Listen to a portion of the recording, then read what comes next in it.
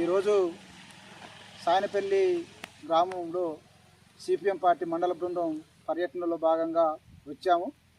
ఈ రోడ్డు రంగపురం నుండి గుండాల నుండి రంగపురం వరకు ఉన్నటువంటి ఈ రోడ్డు గత 25 సంవత్సరాల నుండి ఇది శాంక్షన్ అయినప్పటికీ రెవెన్యూ ల్యాండ్లు మాత్రమే బీటీ రోడ్డుగా మా పని పూర్తయింది.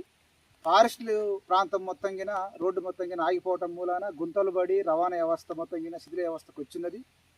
ఈ రోడ్డు ఇటు మేడారం వైపు అటు భద్రాచలం వైపు 2 ప్రాంతాలకు వెళ్ళటానికి అనువుగా ఉన్నటువంటి ఈ రోడ్డు రవాణా వ్యవస్థని ప్రభుత్వ అధికారులు ఎవరు పట్టించుకోకపోవటం, దీనికి తోడు ఈ ప్రాంతంలో గెలిచినటువంటి ఎమ్మెల్యే పాయ వెంకటేశ్వరరావు గారు కావచ్చు, అట్లాగే రేగా కాంతరావు గారు కావచ్చు, 2 పర్యాయాలు ఒక్కొక్కరికి చొప్పున గెలిచారు.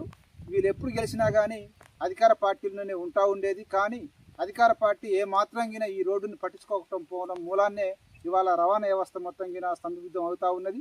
కాబట్టి ప్రభుత్వం ఇప్పటికైనా తక్షణమే గుండాల నుండి రంగాపురం వెళ్ళేటువంటి రోడ్డుని బీటీ రోడ్డుని ఫారెస్టు ప్రాంతంలో గిన క్లియరెన్స్ మొత్తం తెచ్చుకొని ఆ బీటీ రోడ్డు మొత్తం గిన పనులు పూర్తి చేయాలని చెప్పని సిపిఎం పార్టీ డిమాండ్ చేస్తూ ఉన్నాం.